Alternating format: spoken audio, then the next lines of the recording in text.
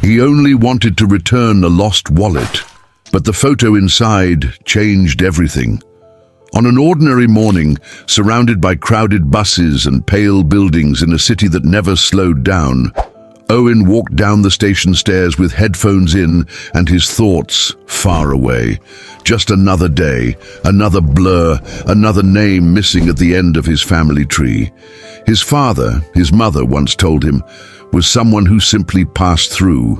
No name, no face, no letters. Just a quiet absence Owen had learned to carry like a shadow.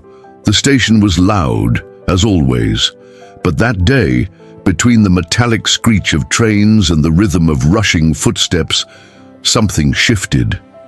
An older man stumbled down the stairs, dropping a bag and a coat that barely clung to his frame. Owen didn't hesitate. He ran to help, reached out, lifted him gently. The man trembled, said nothing, just nodded and disappeared as if vanishing had become second nature. That's when Owen saw it. A wallet, worn dark leather with the initials JM pressed into the corner. He looked around, but the man was already gone. Without thinking twice, Owen slipped the wallet into his pocket. He planned to return it, because doing the right thing was still one of the few things he believed in. Later that night, after closing up at the diner, Owen remembered the wallet. Sitting on the edge of his bed, he opened it. A few crumpled bills. No cards, but something else. A folded photograph tucked between yellowed papers. It was old. A man with a strong gaze, a smiling woman, a child resting in her arms. But it wasn't the faces that made Owen freeze. It was the background. A wooden wall with carved details he recognized. He had seen it before, in the only photo his mother ever kept, the one where time had erased the face of the man beside her. His stomach tightened. He grabbed his backpack and pulled out that old photo, the one he always turned to on nights when the silence was too heavy. His hands trembled as he compared them. The same wooden pattern, the same house, and the child, the shape of the face, the eyes.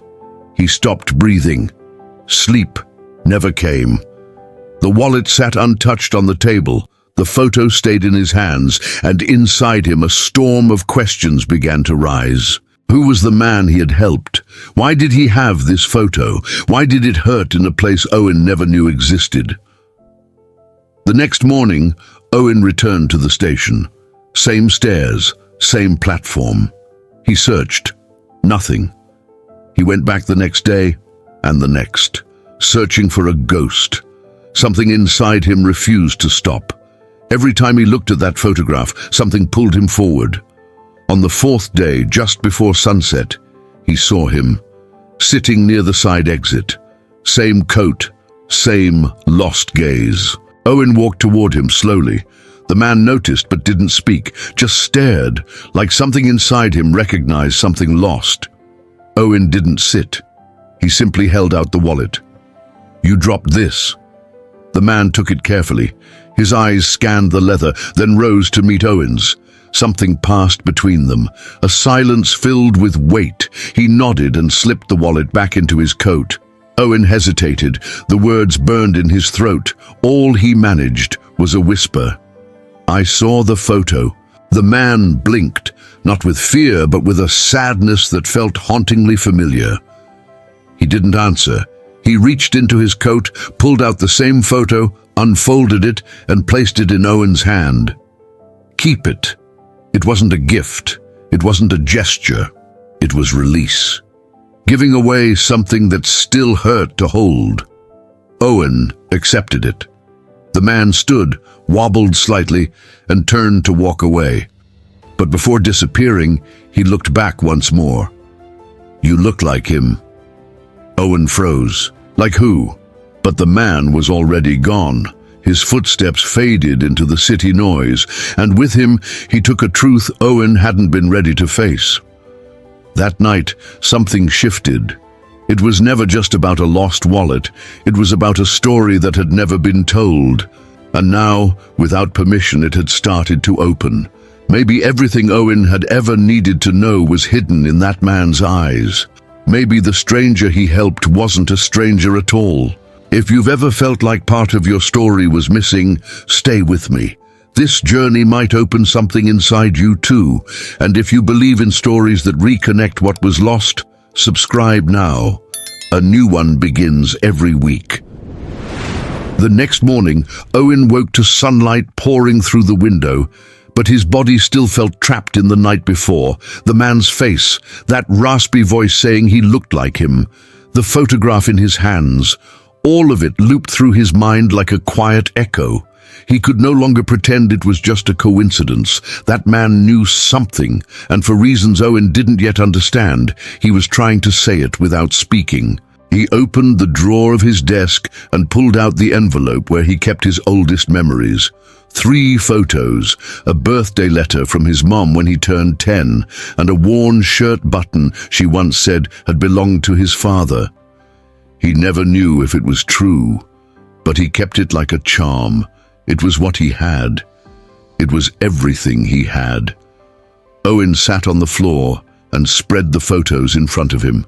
His mother smiled in all of them, but there was never anyone else in the frame. No masculine presence, no other eyes. It felt like he had been born from a woman and from absence.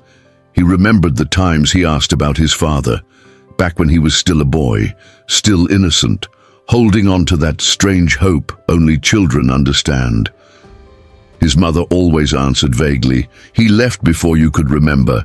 He wasn't a good man. You don't need to know this now." Eventually, Owen stopped asking. He learned that silence sometimes felt safer than answers. But the absence didn't vanish just because no one named it. It grew roots beneath his skin. It became a part of who he was. It shaped the way he avoided getting close. It colored how he moved through the world, always as if the ground might give way. At school, he was the kid who drew instead of talking, who stared out the window instead of joining the games, who never brought anyone to Father's Day. When someone asked, he'd smile softly and say his dad worked far away, or that he was sick, or in the military. Lies improvised to fill the hole. As an adult, the emptiness became routine, temp jobs, cramped apartments, fleeting friendships. It wasn't that he didn't want connection, he just didn't know how to hold it. He had grown used to absence. It made him efficient, careful, invisible, until that day at the station. Now, with the photo spread out on his bed and memory rushing through him, Owen couldn't push it away anymore. That carved wooden wall, those faces, that man's voice. It all cracked open the silence he had built, and through that crack, something real was entering. He spent the whole day searching for clues, online records, local shelters, public archives, social media tied to the initials JM nothing. It felt like fishing with bare hands in muddy water. By late afternoon, he sat at a small corner cafe, ordered a coffee he didn't drink, stared at the photograph tucked inside his wallet. An older man at the next table glanced over and said quietly, "That house looks like one I used to see on Maple Avenue." Owen's heart jumped. He asked if the man knew where exactly. "Not really," the man said. "But when I was a kid, there was a house like that. Light-colored wood, small windows, a huge tree out front. It sat on a hill just across the river, long time ago. It was something, a thread, a borrowed memory." Owen thanked him, left some change on the table, and boarded the first bus toward Maple Avenue. The sun was setting when he stepped off near an old slope on the edge of the city. He climbed the hill on foot. With each step, the weight in his chest grew heavier, and there it was. The house still stood, peeling paint, cracked wood, broken windows, the yard overtaken by weeds. But it was there. The great tree still stretched across the roof, just like in the photograph. Owen walked forward slowly. The floorboards creaked beneath his shoes. In the backyard, a collapsed fence. Along the side wall, the same carved designs. He sat on the porch, unsure what he was looking for. He just knew he needed to be there. He closed his eyes and inhaled deeply. For the first time in years, he allowed himself to imagine.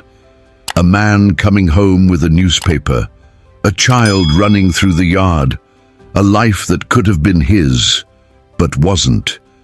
And in that stillness, he admitted what he had always buried. He missed someone he had never even met. That truth hurt, but it also set him free, because pain, once spoken, begins to lose its grip. Before leaving, Owen took a photo of the house with his phone. He didn't know when, but he'd be back. In the days that followed, he couldn't stop thinking about it. He dreamed of the house. Sometimes it was silent. Other times it was filled with voices he didn't recognize, but deeply longed to hear. He began sketching it from memory, drawing maps, creating floor plans, imagining another childhood, a home that never was, but now lived inside him. And something inside him began to shift. The absence no longer felt heavy. It felt like space, open, waiting. And maybe, just maybe, that wallet on the station floor hadn't been an accident. Maybe it had been a key, a door left slightly open, waiting for a truth long overdue. Owen spent the next few days returning to the station at the same time he had met the man. At first, it felt pointless. There was something ghost-like about that encounter, something that only appears when you're not looking. Still, he kept going. The photograph stayed in his pocket like a magnet, as if that image could pull back what time had tried to erase. On the fifth day, just when he was ready to give up, he saw him again. The man sat on a concrete bench near the emergency exit. Same coat, now more worn.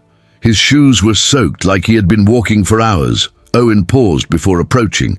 He tried to think of the right words, but none came. So he simply walked over and sat beside him.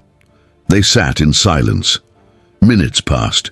The only sound came from trains echoing in the distance, steady pulses from a city that never paused. The man didn't look at him. His eyes stayed on the ground. Still, something passed between them. A quiet connection. As if they were floating in the same sea, even if they had boarded different boats. Owen reached into his jacket, pulled out the photograph, and placed it between them on the bench. The man glanced at it, just a glance, but in that moment, something passed through his eyes. Recognition. I know. The man broke the silence. His voice was low and rough. It's not a good memory, but it's all that's left. Owen didn't speak. He waited, letting silence carry what words couldn't. Then the man began to talk, not like someone telling a story, more like someone remembering out loud that child in the picture. He was happy. For a little while, he lived in that house, until everything changed. Owen turned slowly toward him. Each sentence lit a candle in a dark room within him. He wanted to ask what happened, but the question wouldn't form. The man seemed to hear it anyway. Life happened. Fights, people leaving, mistakes, the kind of things you spend decades trying to undo. And when you finally find the words, there's no one left to hear them. Owen swallowed hard. It wasn't his pain, but somehow he felt like he had lived it too. The man continued, I let people go, not because I wanted to, because I was afraid. I got old waiting for courage, and when it came, it was too late. Owen looked back at the photo, then at the man, and a question rose from deep inside. What if that child was him? Without thinking, he asked, Did you know my father? The man turned toward him slowly. He didn't say yes, he didn't say no. He just let out a breath, heavy, tired. Maybe I did. Maybe I was him. The words dropped between them like a stone in water, quiet but powerful. The ripples hit Owen straight in the chest. It wasn't confirmation, it was possibility. Do you have a name? Owen asked, barely above a whisper. The man looked into his eyes for the first time. In them, Owen saw exhaustion, regret, and something else. Recognition. John, he said. Owen looked down at the wallet again. The initials JM. It finally made sense. They kept meeting. Same bench, same hour. John rarely spoke, but when he did, each word carried years of weight. Owen mostly listened. Sometimes he just watched John's hands, the way his fingers rubbed the edge of the bench as if trying to erase something only he could see. One afternoon, Owen brought 2 coffees. No words, just a gesture. John took one and nodded. That simple act said everything. I'm still here. Owen began to share small pieces of his life, where he worked, a little about his mother, that he had never truly known his father. John listened, quietly, always quietly, but his eyes sometimes shifted, tensed, as if the names Owen spoke belonged to memories he hadn't touched in years. One day, Owen mentioned the button, the only thing he had left from his father. John went still. His whole body changed, as if the weight of all the years fell on him at once. A button, he asked, voice barely audible. Owen nodded. John reached into his coat, pulled out a handkerchief, opened it. Inside was another button, identical. They didn't speak. They placed the 2 buttons side by side on the bench, 2 fragments of a story finally finding each other. Owen felt a chill run through him. John just closed his eyes. That night, Owen didn't sleep. The connection was real now, but it still had no name, no full story, no certainty, just a thread, something pressing against his chest, begging to be followed. Maybe it no longer mattered what the record said. Maybe what mattered was what they could still build. But deep down, Owen knew. John was still holding something back. Not yet. Owen returned home with the button in his left pocket and a weight on his chest that even exhaustion couldn't ease. He sat on the floor of his room, his back against the wall, mind spinning with everything John had said, or hadn't said. There was something in the silence that screamed louder than any words, and Owen wasn't sure he wanted to hear what it was trying to tell him. He grabbed a blank sheet of paper and began writing, the way he used to as a child, back when the world felt too big to hold without a page. Words came in fragments: button, escape, silence, name, shame. Alone, they meant nothing. Together, they whispered a story he somehow felt was his own, even without remembering it. The next morning, he did something he had put off for years. He visited his mother. She lived in a small house on the hill, where the garden was still cared for, but the paint on the porch had started to fade. He climbed the steps with hesitant feet, not knowing exactly what he was looking for. She greeted him with surprise, and with that tired smile only mothers know how to give. They sat at the kitchen table. Around them, everything was frozen in time. The same old clock, the worn, crocheted tablecloth. With a trembling voice, he asked if she remembered the wooden house in that old photo. She paused, then turned to the stove, pretending to need her hands for something. When she came back, he had already placed the photo on the table. The question lingered in the air. She sat slowly, and for a moment stopped being the strong woman he had always known. She became someone who had carried a secret for too long. She said his father's name was John Mitchell, that he left before Owen was born.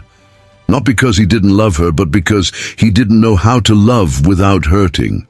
She said he tried to come back once, but she didn't let him. She was too hurt. Owen had been just a baby, and she thought it was better that way. The words hit like a quiet blow. The name, which until now had been just a letter on a lost wallet, finally had a shape, a history. Owen took a deep breath and told her he had found him, that he was alive, that it wasn't coincidence. She closed her eyes slowly, as if she had been waiting for this moment. She said she had always feared it would happen, not because she wanted to hide him, but because she knew it would hurt. He held her hand and said he preferred the pain of the truth to the pain of never knowing. That night, Owen returned home with a heart racing like it hadn't in years. The name finally had a face, and that face had been sitting beside him for days, on a silent bench in a crowded station. The next morning he arrived early. He sat down before John, and when the old man appeared with his familiar tired walk, Owen was no longer the same. When John sat beside him, Owen didn't wait for the silence to settle. He pulled out the photo, placed it across his knees, and asked with a steady voice if he was his father. John didn't move. His eyes stayed fixed on the image. After a long moment he finally said, "I used to be, but I'm not anymore." The words came out low, but they thundered inside Owen. He clenched his fists, feeling the sting of that sentence. Still, he didn't break. He said it wasn't John's decision anymore, that he had the right to know, to choose, to understand who that man was to him. John took a deep breath. His hands trembled over his knees. He said he ran when he learned she was pregnant. He thought he'd be like his own father. A disaster. So he left before he could ruin things. But running ruins things too. Owen listened, as if each word was a puzzle piece falling into place. He asked why John had reappeared only now. John chuckled bitterly, said it wasn't planned, that he had slipped on the stairs that day. The pain made him stop. But what scared him more was seeing his son reaching out to help him, as if life had given him one last chance, one he didn't deserve. Owen let the silence linger, then he reached into his pocket and pulled out the button. He placed it over the photo, said he had carried it for years, thinking it belonged to a story with no end. But now he wanted it to be the beginning of something. John looked at the button with eyes full of water. He said he didn't know how to be a father, but if Owen allowed it, he wanted to learn to be someone who stays. There was no need for words. Owen simply placed his hand over John's. That single gesture said it all. For now, it was enough.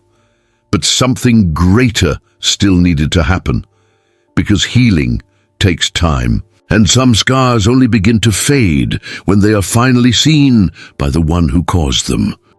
Owen began avoiding the meetings with John, not out of anger, not even fear, but because now that the truth had surfaced, everything hurt more.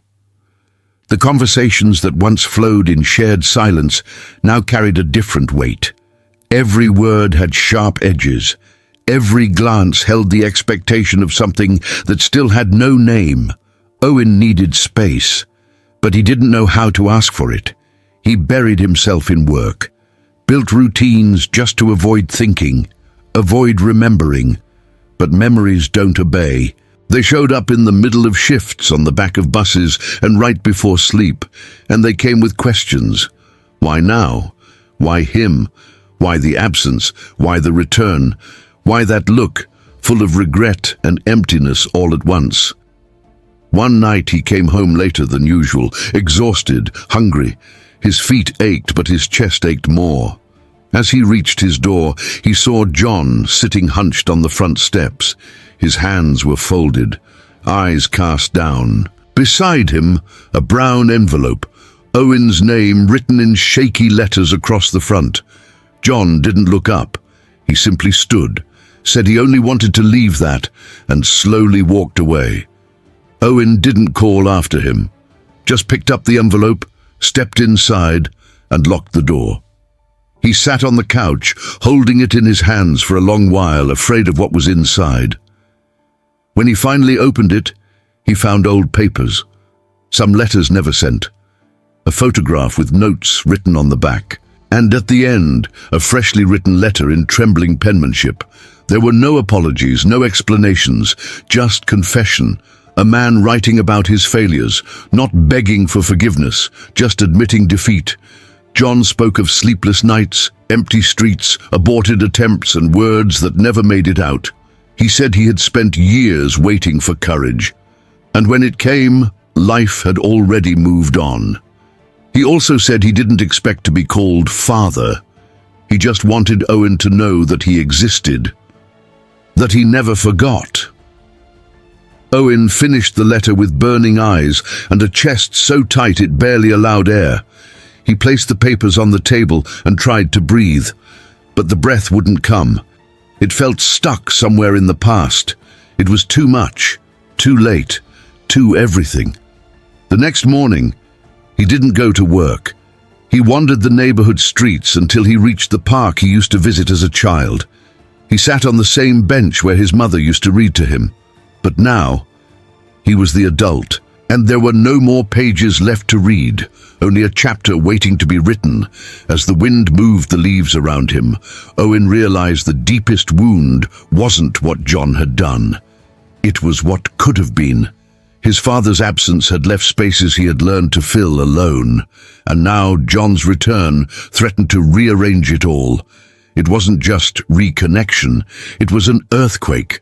Someone had walked into the quiet house he built for himself, and yet something new had entered. A crack in the wall, a gesture, a man trying for the first time to stay. Owen stood up and walked toward the station. He knew where to find him. John was there, as always, same coat, same distant look, same trembling hands holding a warm coffee. When he saw Owen approaching, he sat straighter on the bench but said nothing. He didn't have to. Owen sat beside him, silent for a long while. Then he turned and asked softly if John still had that old bracelet. John pulled a small box from his pocket. Inside, a faded leather bracelet with a worn metal clasp. He said it had belonged to his father, and when Owen was born, he had thought about giving it to him one day, but he never found the courage. Owen held it gently. There was more than just an object there. It was legacy, it was time, it was everything that had never been said. He closed his eyes and breathed. He said it still hurt, that he didn't know if he could call him Dad, but that he was willing to see if something new could still grow between them. John nodded with wet eyes, said that even without the title he would stay, that he wouldn't run again, that even in silence he'd be there, not to fix the past, but not to repeat it. The days that followed were slow, strange, beautiful. They began meeting more often. They didn't talk about everything, but they talked enough. John shared fragments of his youth, spoke of mistakes with the look of a man still carrying the weight, but also hope. Owen listened. Sometimes he replied. Sometimes he just let the silence do the work. One afternoon, Owen brought a box filled with childhood photos. He showed John the birthdays he had missed, school medals, crayon drawings. John looked at each with reverence, as if watching the life of someone he might have known but never did. He said he was proud, that Owen had become more than he could have imagined, that even without him he had grown. Owen replied that maybe that's why he was here, not to save anything, just to recognize it. That night, Owen wrote a new letter, not to John, to himself. He spoke of the layers of pain slowly dissolving, of the anger that still came in waves but passed faster now, and of the choice, because in the end, that's what it was. Choosing to keep going, choosing to know, choosing to love, even when it's late. He folded the letter and placed it in the box with the photos, then looked out the window and saw John sitting across the street, on the same bench as always. This time, Owen didn't go to him. He just waved. And John waved back. In that small gesture, there was something enormous. There was a beginning. Time didn't scream. It simply passed. Days piled up like autumn leaves on the sidewalk. Owen and John continued to meet, less frequently now, but with a deeper calm. There was a silent agreement between them. A new rhythm, where not everything needed to be spoken, where presence was enough. One Saturday morning, Owen woke up earlier than usual. Light entered the room softly, as if the world were asking for permission to begin. He sat at the table with a warm cup of coffee in his hands and realized something had shifted. For the first time in years, the absence inside him wasn't screaming. It was still there, but it had turned into space. And space sometimes is where rebuilding begins. He opened the envelope with John's old letters and read the last one again. He didn't cry. He just nodded. Some words don't require tears. They ask for acknowledgement. Then he picked up his phone and sent a short message. Asked if John would be at the station later. John replied with just a few words, but this time there was something new at the end. A firm period, as if he had finally learned how to finish something. That afternoon they met on the same bench as always. But something in the air felt different. John had a haircut, clean clothes, brighter eyes. Owen could see the effort, not to impress, but to show respect. They sat side by side. John shared he had landed an interview for a position at a local community center. He said he wanted to do something useful. Said maybe there was still time to leave something good behind. Owen smiled, genuinely. Told him he believed that everyone had something to offer, even if they had made mistakes, and that John had already started without even noticing. Because sometimes offering a piece of truth is more valuable than years of silent presence. They walked together to a nearby park. Kids were laughing. An ice cream vendor was ringing his bell. Couples walked hand in hand. The world looked untouched. John spoke of his youth. Said this was the neighborhood where he met Owen's mother, that he had been too young to understand what he had, and that he had spent his life trying not to remember, but now he knew. Remembering was the only way not to repeat it. Owen listened without judgment. He didn't need answers anymore. He just needed the past to be seen.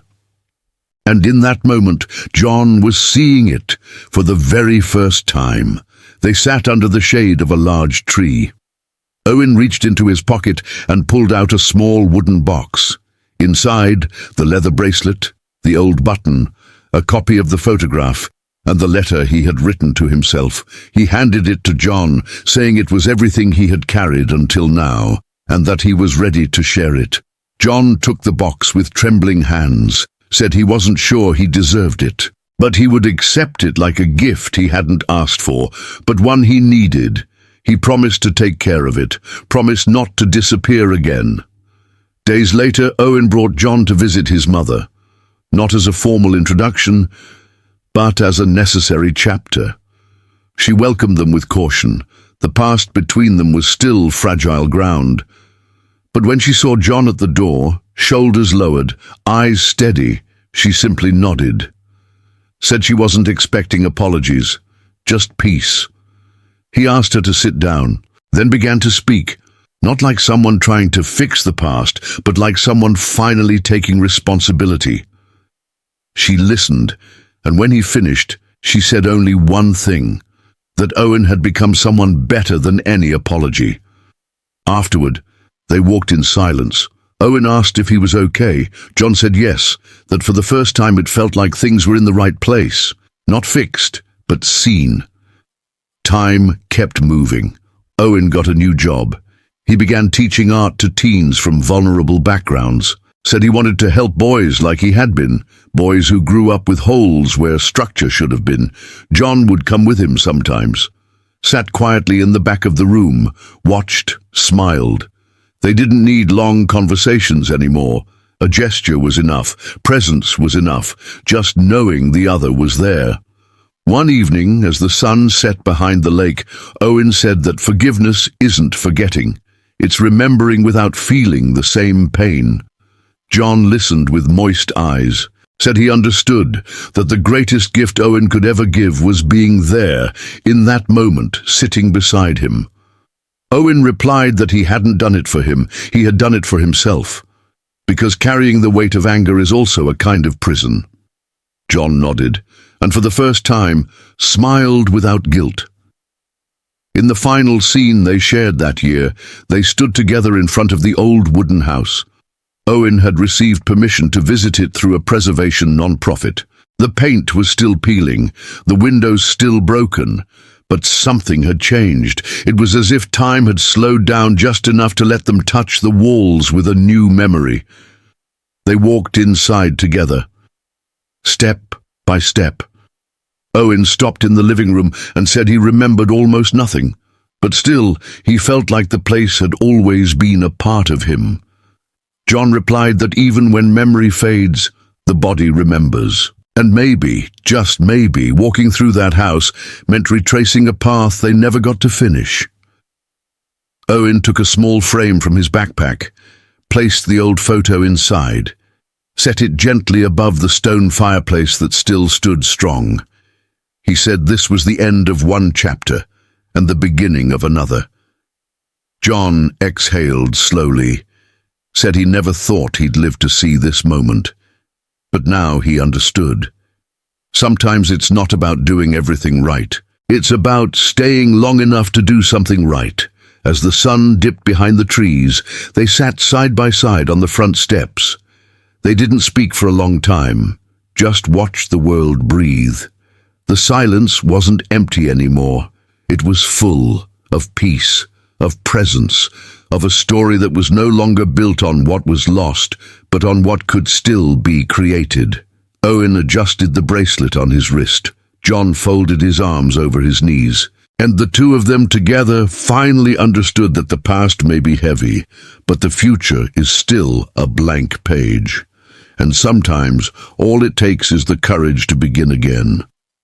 If this story touched you in any way, remember, there's still time to restore what once felt lost. Sometimes a single gesture is enough to rebuild an entire bridge.